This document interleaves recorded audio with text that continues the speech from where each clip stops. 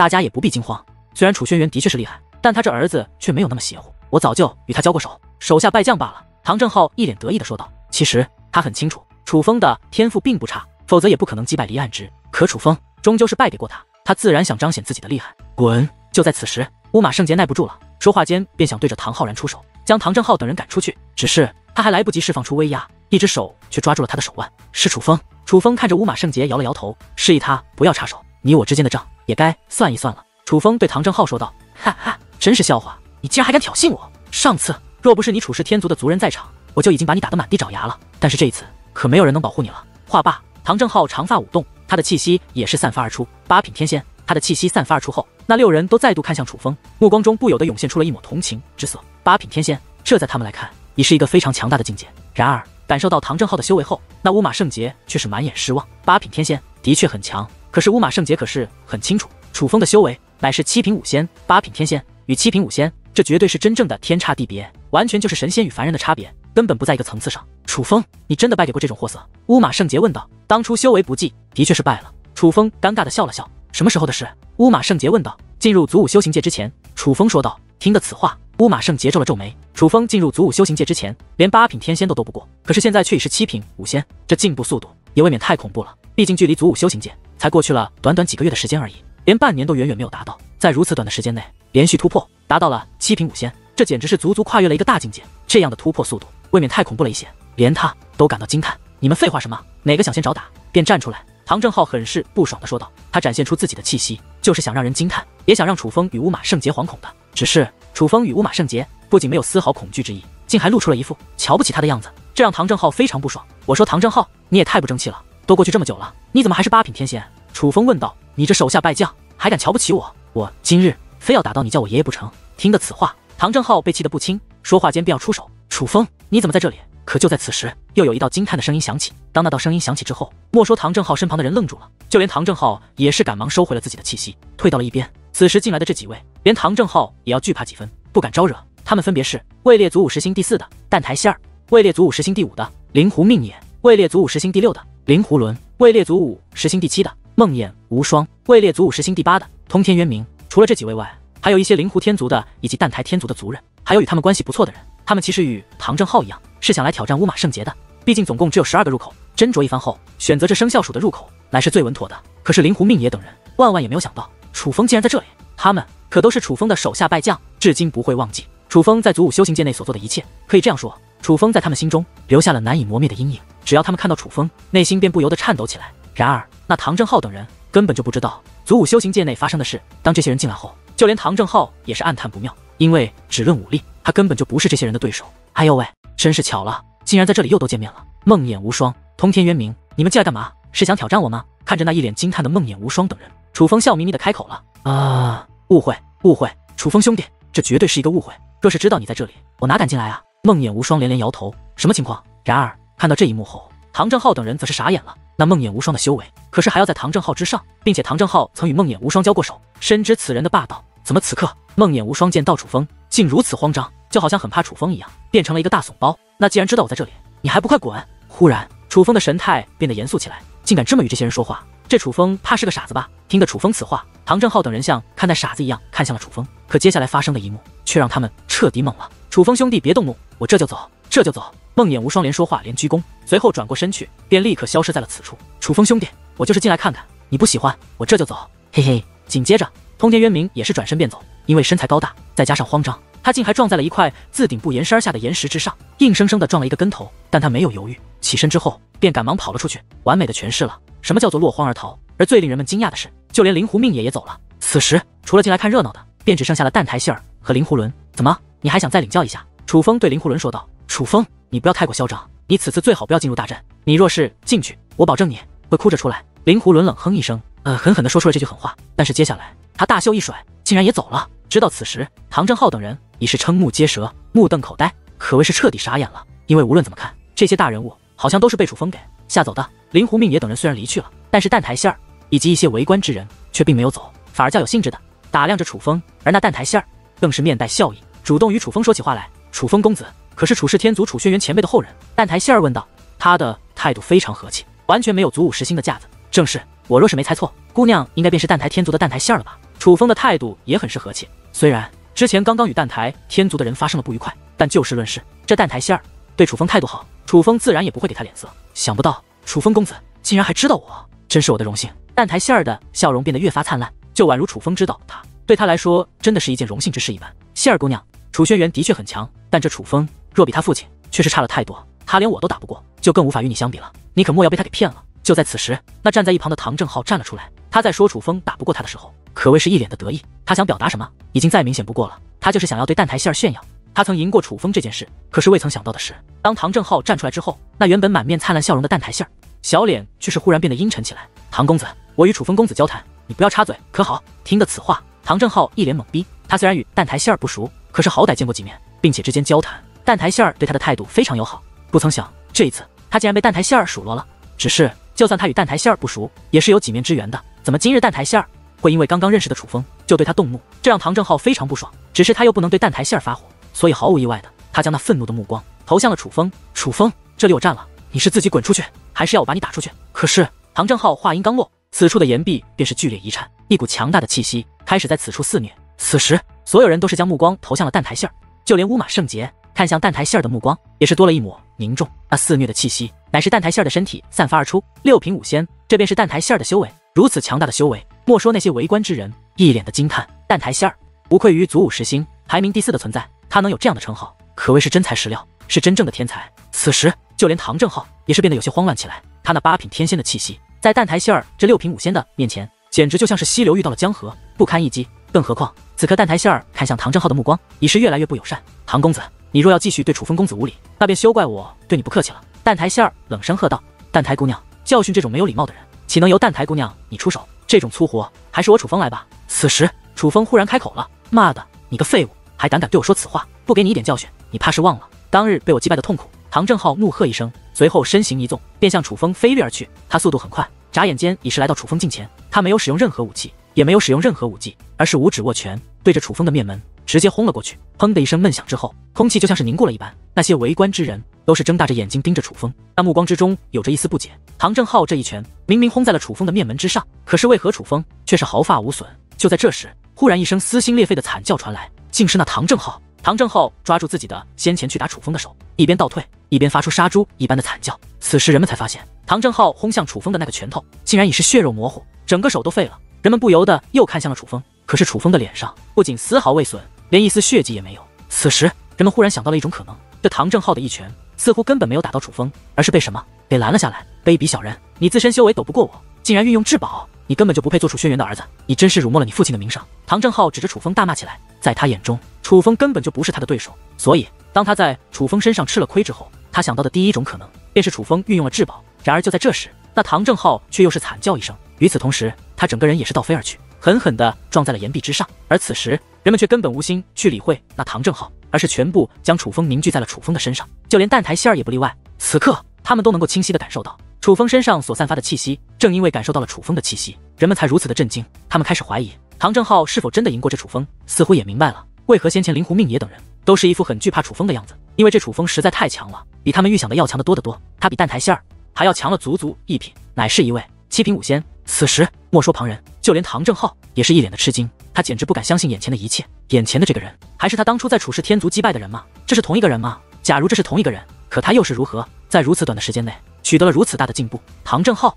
这个地方我占了，你是自己滚还是我送你一程？就在这时，楚风的声音忽然响起。当唐正浩看到楚风此刻的目光之后，他的身体先是剧烈一颤，随后竟然身体竟无法自控的瑟瑟发抖起来。他此时不仅能够感受到楚风的强大威压，更是能够从楚风眼中看到浓浓的怒意。不，那不仅仅是怒意，那眼中还有杀意，非常可怕的杀意。唐正浩还从未在任何一个小辈的眼中看到过如此可怕的目光，虽然不知道怎么回事，但是他却意识到他似乎一不小心惹恼了一个可怕的家伙。唐正浩，你刚刚说你曾击败过楚风公子。此时蛋台仙儿将目光投向了唐正浩，本以为这唐正浩会为唐氏天族第一天才，会是一个正人君子，竟想不到会如此无耻。就是若不是楚风兄弟施展实力，我先前还差点就被这唐正浩给骗了。此时在场的不少人也是开始讽刺唐正浩，就连跟他一同进来的那几人竟也是露出了讽刺的目光。虽然他们与唐正浩关系不错，可是在面对蛋台仙儿和比蛋台仙儿还强的楚风，他们选择与唐正浩撇清关系。我真的击败过这楚风，我没有骗你们。唐正浩很是不甘地大吼一声，算了吧，你凭什么拿天仙境的修为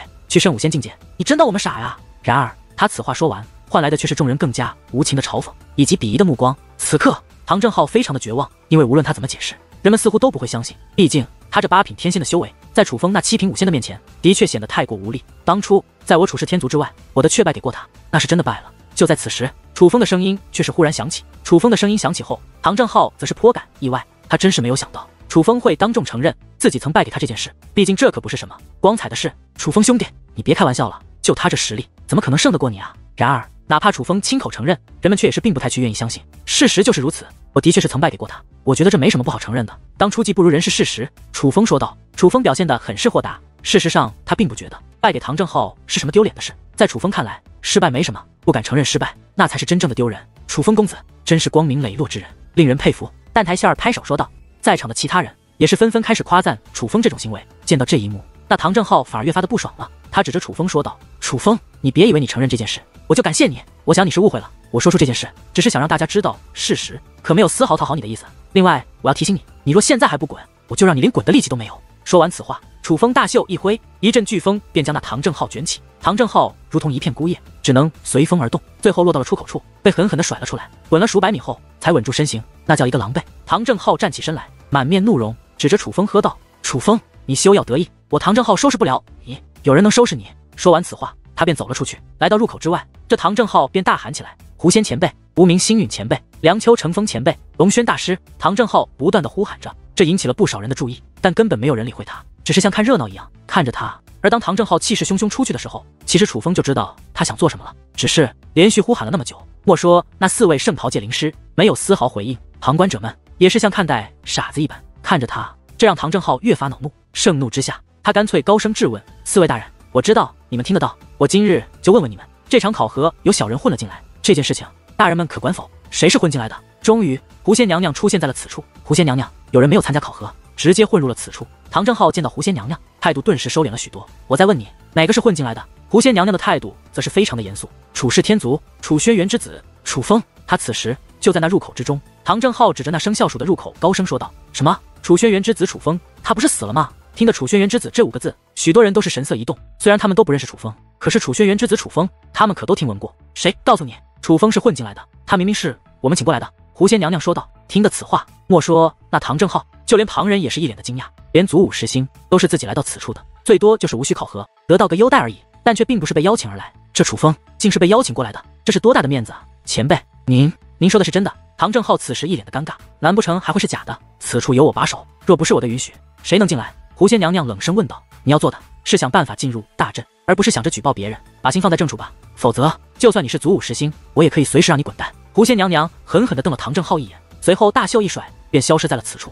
此时唐正浩站在原地，有些不知所措，尴尬，非常的尴尬，不只是尴尬，更多的是脸红。此时那一道道看向他的目光之中充满了讥讽。其实他自己也很清楚，在被楚风打败后跑出来揭发楚风，这非正人君子所为，可是偏偏他揭发之人竟是4位大人邀请而来的人。此时连他自己都觉得他就像是一个笑话，不该留在此处。楚风公子，大阵入口有限，我就先告辞了，回头待你有时间，可否到我蛋台天族一叙？蛋台仙儿问道。当然，楚风说道。蛋台仙儿大袖一挥，一道邀请函便飞向了楚风。楚风公子可要说话算话。蛋台仙儿嫣然一笑，随后便转身离去。见状，那些围观之人也是纷纷告辞，离开了此处。此处便只剩下了楚风与乌马圣杰2个人。看来你父亲在你心中的地位可是非同小可。乌马圣杰说道。何以见得？楚风问道。先前唐正浩说你不配做楚轩辕的儿子，你居然动怒了。倘若你不是非常在乎你父亲，可不至于如此，他一定是你心中的骄傲，也是你想追逐的目标吧？乌马圣杰问道。真是想不到你这丫头也有如此细心的一面。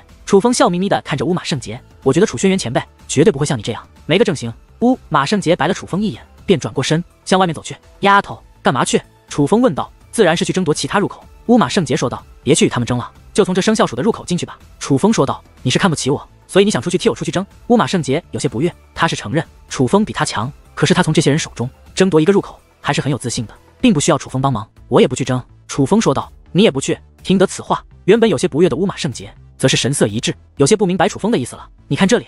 楚风说话间，大袖一挥，其身后的破解大阵便浮现而出。那是什么？莫非这里还有一个入口可直达大阵？乌马圣杰一眼就看出楚风是在所破解的乃是一个通道入口，这是暗道，也可进入那大阵之内。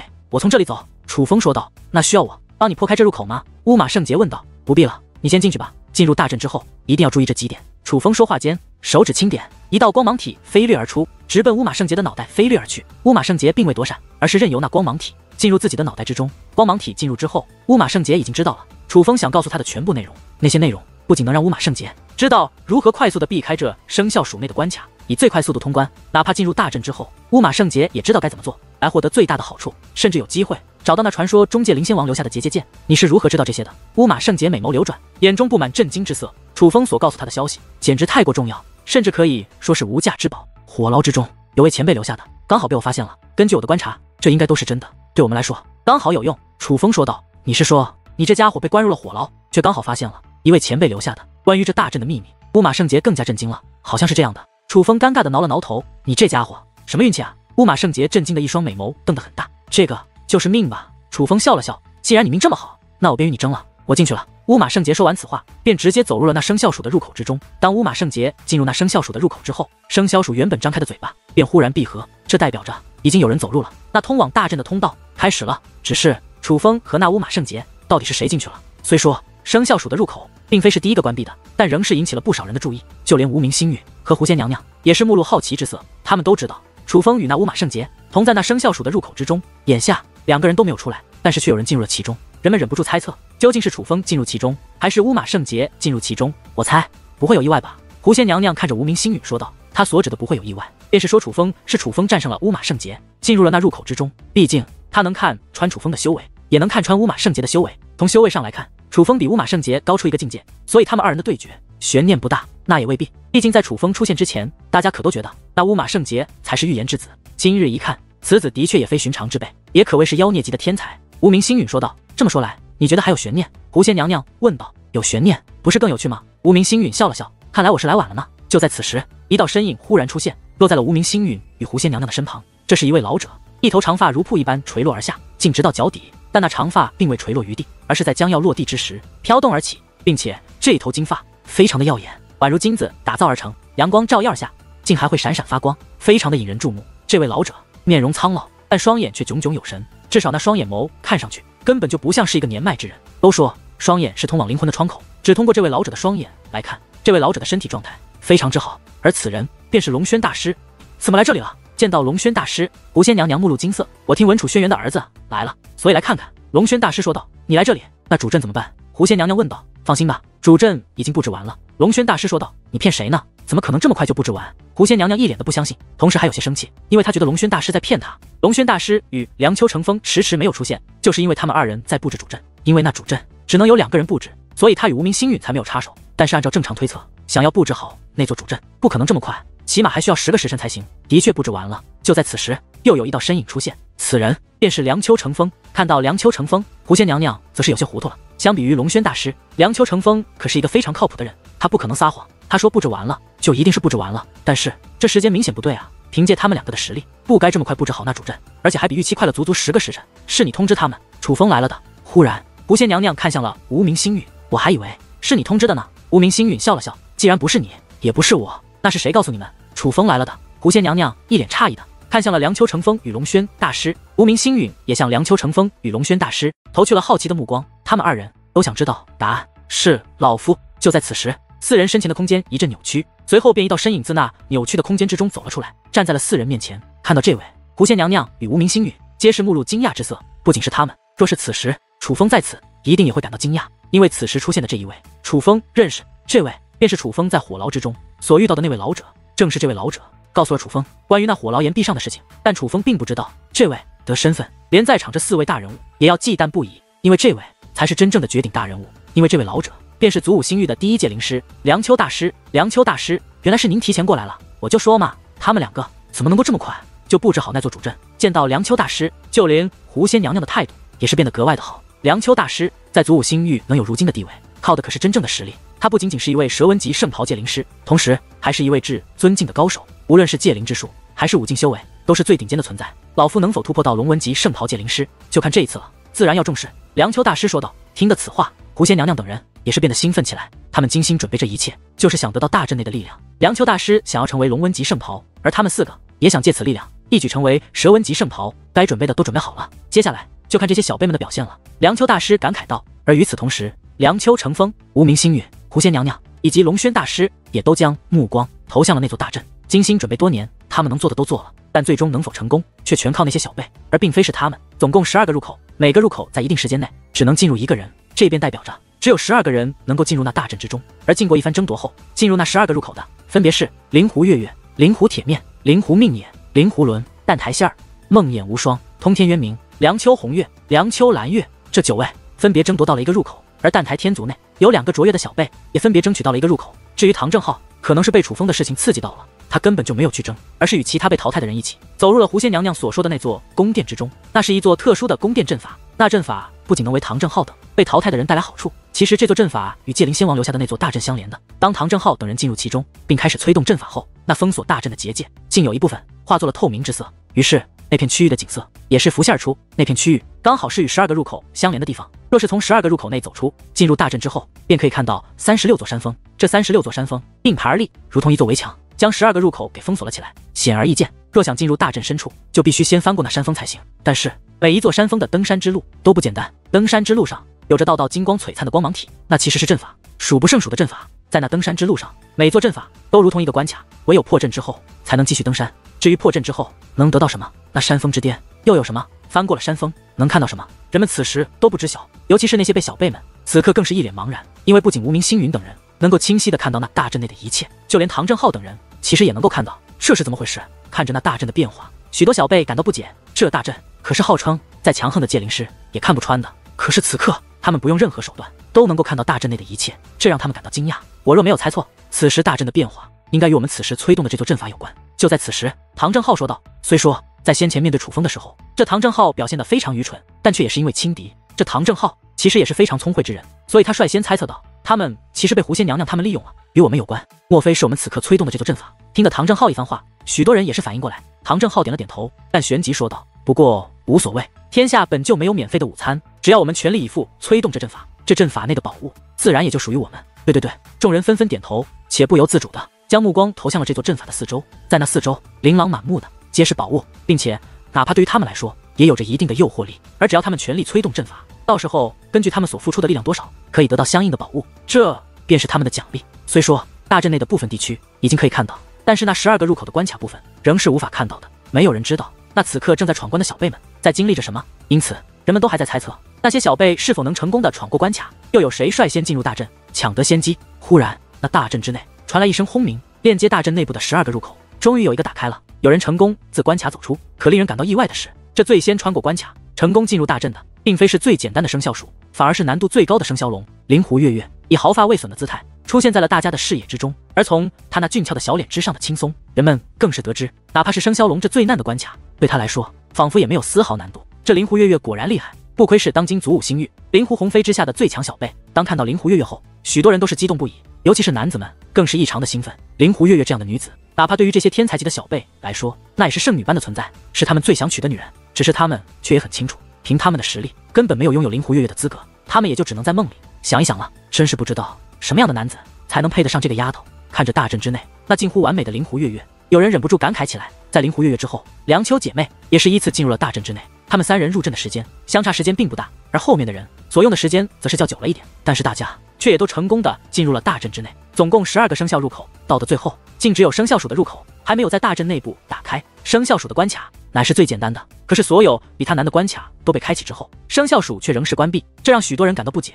大师，这是怎么回事？此时无名星云以及狐仙娘娘4人都是有些不解了，于是纷纷将目光投向了凉秋大师。相比于他们的不解，凉秋大师则是镇定自若，脸上没有一丝波澜。他们觉得凉秋大师很可能知晓一些缘由，不必担心。然而面对那4人不解的目光，凉秋大师却只说了这4个字，便不再多说，搞得凉秋成风等人更是一头雾水，却也只能自行猜测。此时早已经开始了登山之路，开始凭借各自的手段去破解那拦在登山之路前的道道阵法关卡。这些人之中，论破阵速度最快的便是灵狐月月以及凉秋姐妹，但是哪怕凉秋姐妹相比于灵狐月月却也是弱上一筹。灵狐月月不仅界灵之术比凉秋姐妹运用的强横，她的修为更是凉秋姐妹所无法比拟的。如果说想通过入口关卡依靠的乃是界灵之术，那么进入大阵之后便是界灵之术与修为的双重考验。凉秋姐妹的弱势便是武力偏弱，可是对于灵狐月月来说，无论是结界上的考验还是武力上的考验都是不成问题。灵狐月月这个丫头还真是厉害，大师当年到底为何就不收这丫头为徒了呢？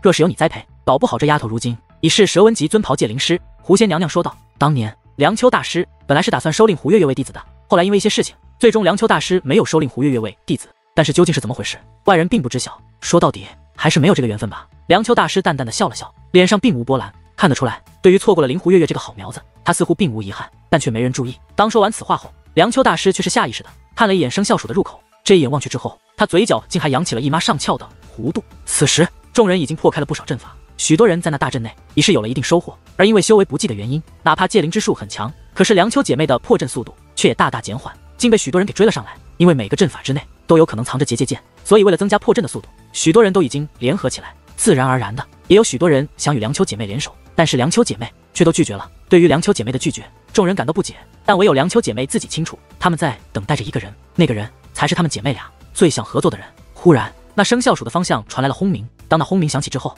大阵外催动宫殿阵法的唐正浩等人都将目光投了过去，梁丘大师等人也都将目光投了过去，甚至那些原本在破阵的林胡月月等人，竟也纷纷停下了破阵之事，将目光投了过来。他们都想知道，那个自生肖鼠走出来的到底是楚风还是乌马圣杰。而在所有人目光的注视下，一道身影也是自生肖鼠的入口内走出。只是看到这位之后，不少人都是目露失望之色，因为这个人并不是楚风，乃是乌马圣杰。怎么会是他？难道说此子真的厉害，竟然胜过了楚风？当人们看到乌马圣杰之后，莫说那些小辈们，就连梁丘成风、狐仙娘娘、无名星宇、龙轩大师这4位大人物也是颇感意外，竟然还真的被你说对了，这结局还真是意外啊！狐仙娘娘看着无名星宇说道。而此时，无名星宇的眼中其实也有着难以隐藏的失望，尽管他觉得乌马圣杰是少见的妖孽级天才，可实际上内心深处，他还是希望楚风能够胜出的。事实上，不仅仅是无名星宇失望，其实很多人都感到失望。虽然乌马圣杰被誉为预言之子，但是当人们得知楚风的实力后，人们更希望楚风成为那个预言之子。楚轩辕的儿子与灵狐鸿飞的对决，听上去也是更加精彩。这个家伙竟然胜过了楚风，那岂不是说他的修为比楚风还要恐怖？难怪生肖鼠的入口他也用了这么久的时间，看来此子结界之术方面并不是很强，但是修武方面怕是非同小可。一时之间，众人也是议论纷纷。就在此时，乌马圣杰动身了，他来到一座山峰之上，直奔阵法而去，并且几乎在眨眼之间就破开了第一座阵法。紧接着，第一座、第二座、第三座，那些旁人费尽心思破开的阵法，对于乌马圣杰来说，简直就如同切菜砍瓜一般轻松。他破阵速度之快，比之灵狐月月还要快了10倍不止。此时，所有人都是面露惊叹之色，他们能够感受到乌马圣杰那6品5仙的修为，也看到了乌马圣杰重文级尊袍戒灵师的实力。最重要的是，他此刻所表现的破阵速度简直太过惊人。可以这样说，此时在这大阵内正在破阵的人，与这乌马圣杰相比，简直就不在一个层次，哪怕连灵狐月月也是远远不如。此时，莫说那些小辈内心震撼，就连梁丘成风等人也是目露惊色，他们仿佛终于知道为何乌马圣杰被誉为是预言之子了。以天赋来看，他似乎真的有着与灵狐鸿飞一较高下的机会。真是没有想到，这个乌马圣杰竟如此厉害。看来这乌马圣杰能够击败楚轩辕之子不是偶然，这乌马圣杰才是真正的预言之子，是要与灵狐鸿飞一较高下之人。看到乌马圣杰此时的表现，人们先前的失望不仅一扫而空，相反对乌马圣杰也是另眼相看，甚至很多人都觉得楚风败得不冤。此时唯有梁丘大师的目光还会时不时的看一眼生肖鼠的方向，因为他知道楚风并没有被乌马圣杰击败，楚风应该进入了暗道，毕竟那火牢墙壁上的秘密是这位梁丘大师发现在先的，所以楚风知晓的，这梁丘大师也都知晓。此时楚风的确正在暗道之中，这暗道之内困难重重，这根本就不是简单的破关就能走过的地方。每过一道关卡，楚风所迎来的却是肉体与灵魂的双重折磨，这是躲也躲不掉的力量，非常霸道且直接的，在楚风的灵魂身上撕开口子，然后强行灌输到楚风的体内。当那力量进入灵魂的一瞬间，楚风先是感觉灵魂被燃烧，五脏六腑都飞灰烟灭，随后又是刺骨的寒冷，感觉整个身体都被粉碎，最后还会感觉无数把利刃穿透自己的身体，切割自己的每一寸肌肤，那疼痛难以忍受，简直比寻常人承受凌迟之苦还要残忍。因为疼痛难忍，连楚风也是忍不住发出撕心裂肺的咆哮。若是有人刚好也在这暗道内，听到楚风所发出的惨叫，定会毛骨悚然，以为是地狱的厉鬼才承受折磨，不然怎会如此凄惨？该死！那墙壁上可没说这暗道如此难走，人家破阵都有奖励，我这怎么是惩罚？又经过了一轮折磨。此时楚风早就衣衫尽毁，肉身也开始恢复正常，但是他却脸色苍白，不仅气喘吁吁，冷汗连连，竟连身体也在微微颤抖。那无法躲避的力量给楚风带来了极大的影响，若是能够选择，哪怕楚风也会掉头便走，没人会喜欢承受这样的折磨。只是抱怨归抱怨，楚风在稍微调整一下状态后，还是选择了继续前行，因为他没有退路。大阵之内，那入阵的12人都在尽力破解阵法，努力的向山峰之巅攀登而去，而速度最快的自然要数乌马圣杰。经过一番努力，他已经成功来到了山峰之巅。山峰之巅那大阵破碎之时，所有人都将目光投了过去，想知道乌马圣杰得到了什么，是传说中的结界剑，还是另有宝物？只是此时的结果却让人们目瞪口呆，有些茫然失措。那大阵破碎之后，竟什么都没有。本来人们以为等一等就会出现他们所期望的逆天宝物，然而忽然一股力量覆盖乌马圣杰，原本站在山峰之巅的他，下一刻竟出现在了山峰之下，而山峰所有被他破开的阵法，竟又再度恢复了。这是怎么回事？这一幕让人们更加的不解了。大阵之内变幻莫测，并非登到山峰之巅就能得到你们想要的东西，能否得到，这也是看运气的。就在人们不解之际，狐仙娘娘的声音映入大阵之内，将人们心中的迷惑解开了。竟然还是看运气，这也太难为人了吧？岂不是说我们就算到达了山峰之巅，也可能是一场空？此时那些阵内的破阵之人都是眉头紧皱，这种看运气的结果，便是很有可能他们最终努力到达了山峰之巅，可是所得到的却是从头再来的机会。不得不说，这个消息让他们士气大跌。但是相比于他们那已经一场空的乌马圣杰，却是并未受到太多影响，而是问道：是不是同一座山峰，哪怕前几次都是一无所有，但是后面也有可能出现结界剑？正解，的确是这样。狐仙娘娘的声音再次响彻于这大阵之内，而她声音刚落，乌马圣杰便再度动身，奔着先前他破开的山峰再度冲了过去。乌马圣杰因为破阵速度太快，所以他成为了第二个达到山峰之巅的人。只是这次的结果却与上次一样，但乌马圣杰却并未灰心，而是再次登山。第3次、第4次、第5次，当所有人都还在半山腰努力的时候，乌马圣杰已经连续登上山峰之巅9次，但是结果却都是一样的。乌马公子，你何必纠结一座山峰，何不换一座试试？就在第9次失败后，蛋台馅儿开口劝道。然而对于蛋台馅儿的劝阻，乌马圣杰却理都没理，而是当那山峰恢复之后，他便再度冲了上去。这个小家伙还挺执着。其实这种拼运气的事情，无论选择哪座山峰，都不能提升他发现宝藏的几率。但是他这古不服输的劲头却很讨人喜欢。都说天赋好的人很多，但能够走山巅峰脱颖而出的，却都是有着一股劲头的人。这乌马圣杰就算无法成为祖武星域的最强者，但日后这祖武星域的顶尖强者之中，也定会有他的一席之地。看着那不服输的乌马圣杰，梁秋大师以及梁秋成风4人也都是赞不绝口。终于乌马圣杰再度登顶山峰，这一次山峰之巅那大阵被破之后，乌马圣杰竟被一股强大的力量给推下了山峰之巅，光芒闪烁。与此同时，这整个大阵也是剧烈颤动起来，一股恐怖的威压更是覆盖那方大阵。忽然一声怒吼传来，那山峰之巅的光芒与雾气顷刻之间散去，一只庞大的身躯也是出现在了山峰之巅。这是一只猛兽，身似狼，头似虎，脚似蜥，尾似蛇，双眼如烈日，指甲似利刃，身长足有3000米，是真正的庞然大物。而人们注意到，在这猛兽的口中竟有一只獠牙，不是牙，那是一把剑。强大的结界之力让所有人都知道，那应该就是传说中的结界剑，但是却没有人敢贸然上前，因为那猛兽不仅警惕地扫视四周，它所散发的气息竟是一品尊者。一品尊者这样的修为，让在场的每一个人都无可奈何，哪怕乌马圣杰和灵狐月月也是无可奈何。武仙再强，尊者却也依旧是其无法对抗的存在。猛然间，那猛兽再度发出一声怒吼，这声怒吼响起之后，乌云滚滚，雷鸣阵阵，甚至道道雷电更是自那乌云之中劈落而下，连地表都被轰出道道深坑。糟糕，这家伙是想要主动攻击我们。前辈，我们该怎么做？眼见大事不妙，大阵之内的天才们也都慌了，因为当他们自生肖鼠入口走出后，那生肖入口便关闭了，他们现在已是没了退路。既然召唤出了这结界剑，便是你们的命，是征服他还是被其斩杀，只能看你们自己的本事了。狐仙娘娘说道。可是这可是尊者境的怪物，我们怎么可能征服他？此时就连那些天才也都慌了。猛然间，那猛兽再度你怒吼一声，自其口中竟有道道飓风飞掠而出，那飓风化作锋刃，锋刃有着13道，每一道都是冲着在场之人飞掠而来。看着那迎面而来的锋刃，所有人都是面如死灰，那根本就不是简单的锋刃，那是死神的镰刀，来剥夺他们的性命。忽然间，阵阵闷响不断响起，那锋刃竟然全部碎裂开来。对于突如其来的变化，人们满面呆滞，显然他们还没有回过神来。多谢前辈出手相救。忽然，蛋台馅儿率先开口道谢，紧接着在场的其他小辈也是纷纷道谢。他们已经换过神来，都知道自己是被救了，而在这里能救他们的，自然便是狐仙娘娘4人。可别谢我们，救你们的可不是我们。狐仙娘娘的声音传入了大阵之中。不是您，那是谁？听得此话，众人感到不解。那猛兽可是尊者境的存在，并且身在这大阵之内，除了狐仙娘娘他们4位之外，还有谁能救他们？你们何不看看那第13道锋刃所飞掠的方向？狐仙娘娘笑道。听得此话，人们才恍然大悟，此处明明是12人，可是先前自那猛兽口中却13道锋刃飞掠而出。想到这里，人们都是向第13道锋刃所飞掠的方向观看而去。那位是，而这一看不要紧，所有人都是神色大变，在他们的脸上，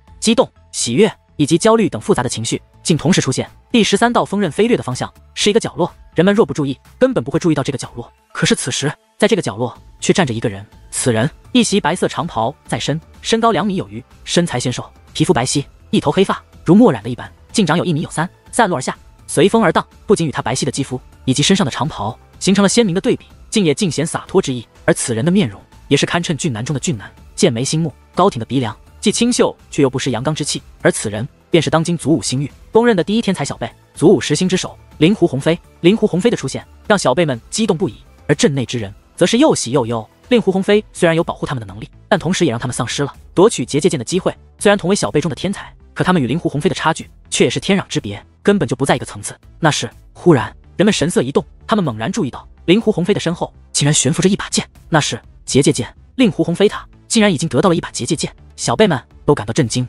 令狐鸿飞的速度也未免太快了，最重要的是眼下这第二把结界剑显然也要非灵狐鸿飞莫属。乌马圣杰兄弟，这护剑兽不是你能对付的，这把结界剑可否让给我？灵狐鸿飞并未直接动手，而是非常礼貌的征询起令狐鸿飞的意见。我若说我想试试看呢？乌马圣杰问道。他此话一出，许多人都是颇感惊讶。尽管乌马圣杰今日的表现的确令人叹服，只是那护剑兽可是尊者境，是乌马圣杰不可能战胜的存在。还有就是在小辈之中，可从来没有人敢忤逆令狐鸿飞的意思。我也只是好意，若是乌马兄弟你想试一下，那你便试；若是你能自行收拾那护剑兽，那自然最好。若是你不行，我再出手也是不迟。对于乌马圣杰的拒绝，灵狐鸿飞并未生气，反而是面带笑意，可谓非常的客气。好，面对如此客气的灵狐鸿飞，乌马圣杰点了点头。随后乌马圣杰结界之力释放而出，他便开始布置阵法。这家伙还真是厉害啊！起初人们还不以为然，可是随着乌马圣杰的阵法开始完善，许多人都是另眼相看。乌马圣杰这阵法似乎有着针对那护剑兽的作用。当他的阵法尚未完善之时，那护剑兽的目光便有些不安；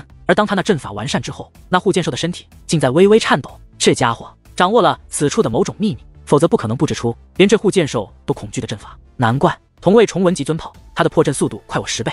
此时灵狐月月的目光变得有些敌视起来，因为他很不服。他觉得若不是这乌马圣杰得到了某种秘密，不可能把他压制的这么惨。他败的并不是自身实力，而是他所知太少。忽然乌马圣杰手臂一指，那阵法便拔空而起，化作一张大网，向那护剑兽封锁而去。那护剑兽非常的惧怕那阵法，此时就像是傻了一样，身体剧烈颤抖，连躲都不敢躲，竟然还发出了恐惧的低吼。下一刻，那阵法大网便成功的将那护剑兽覆盖，紧接着那护剑兽便开始疯狂的摇摆身躯，且发出凄厉的惨叫与哀嚎。明明尊者境的护剑兽却被那阵法压制的非常狠，那阵法大网变得火红如烧红的钢铁丝，正映入护剑兽的肉身，将护剑兽摧残的伤痕累累。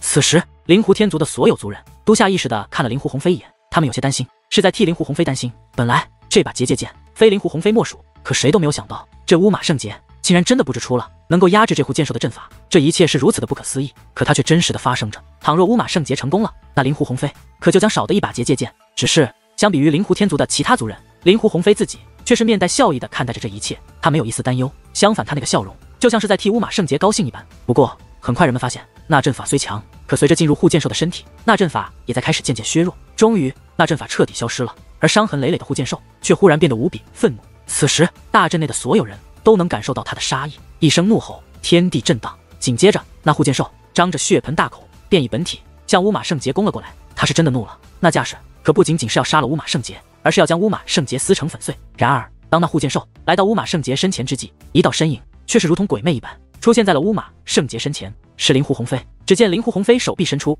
竟以如此渺小的身躯，硬生生将那长达3000余米、宛如一座山峰的护剑兽给拦了下来。乌马兄弟，现在可否由我来对付他？灵狐鸿飞问道。乌马圣杰点了点头，事到如今，他已是别无选择。况且灵狐鸿飞若不出手，他怕已命丧黄泉。他的确不是这护剑兽的对手。然而他话音刚落，那护剑兽巨大的身体竟碎裂开来，而其口中的结界剑也是如同认主了一般，自动的飞到了灵狐鸿飞的身后。此时所有人都是面露惊色，就连乌马圣杰也不例外。那尊者境的护剑兽在灵狐鸿飞面前竟是如此的不堪一击，这便是祖武星域当今最强天才的风采。果然他又变强了。看着此时的灵狐鸿飞，就连阵外的狐仙娘娘也是忍不住发出了一声感慨。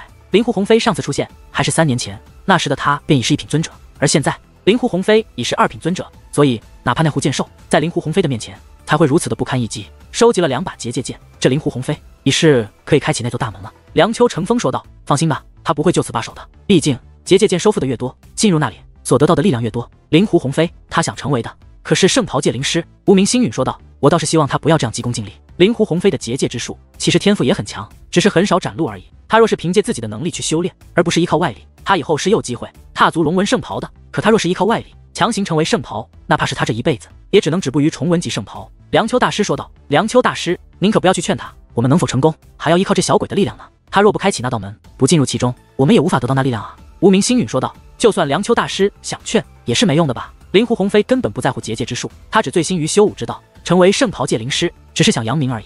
对他来说，能得到最年轻的圣袍界灵师这个称号，可比日后能够成为龙纹级圣袍界灵师要重要的多。况且他从小就借助外力，从来都没真正凭借自己来修炼界灵之术。时至今日，哪怕他后悔，也是晚了。他已经无路可退。龙轩大师说道。龙轩说得很对。梁丘大师点了点头，但旋即又说道：“只是剩下的3把剑，令狐鸿飞是很难得到了，所以他今日哪怕借助了外力，也未必能够成为圣袍界灵师。”梁丘大师，剩下的3把剑有这么难得到吗？听得此话，无名星陨、梁丘成风、狐仙娘娘、龙轩大师4人都将目光投向了梁丘大师。其实今日的计划都是梁丘大师一手策划，他们对于这大阵的了解远远不如梁丘大师。他们只知道想要得到大阵内的力量，只靠他们不行，他们必须压制大阵的力量，然后再由小辈去破阵，唯有这样才能得到大阵的力量。可是至于为何要这样，以及这大阵内的诸多奥秘，他们了解的并不是很多。后面3把剑，除非个人实力强到逆天，否则是拿不到的。梁丘大师说道。梁丘大师此话说完，那大阵之内便开始剧烈颤动起来。与此同时，大地也是开始撕裂塌陷，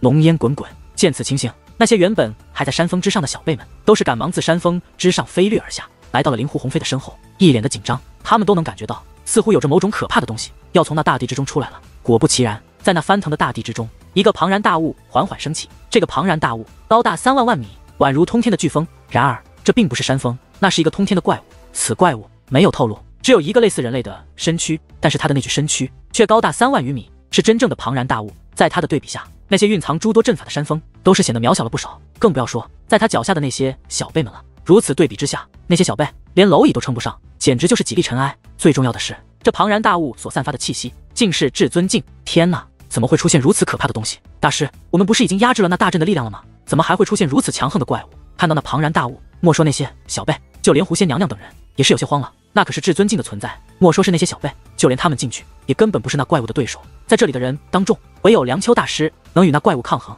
可是因为他们压制了大阵的力量，所以梁丘大师和他们都无法进入大阵之内。若是他们进去了，他们对大阵的压制将会失效，那个时候那怪物的力量也将会成倍的增长。也就是说，这是一个他们所有人都无法抗衡的存在。这是大阵的第2道防线，最后3把结界剑就藏在这怪物的体内，自然难以对付。梁丘大师说道。哇，最后3把结界剑竟是由这怪物来守护的。听得此话，梁丘成风等4人终于明白为何梁丘大师说灵狐鸿飞得不到剩下的3把结界剑了。莫说是灵狐鸿飞，任凭是任何一个人，他都无法得到那结界剑。这个挑战实在是太难了，怕是当今祖武星域没有人能够做到。梁丘大师，您之前可是说过，我们能够得到多少，取决于小辈能够得到多少。若是灵狐鸿飞只能得到2把结界剑，就算他开启了那道门，进入了其中，可是他能得到的力量也是实在有限。那股力量能够我们突破的吗？无名星陨问道。与此同时，龙轩大师、梁丘成风和狐仙娘娘也是一脸关切地看了过来。此事关系重大，关系到他们能否突破界灵之术的修为，他们实在做不到不关心。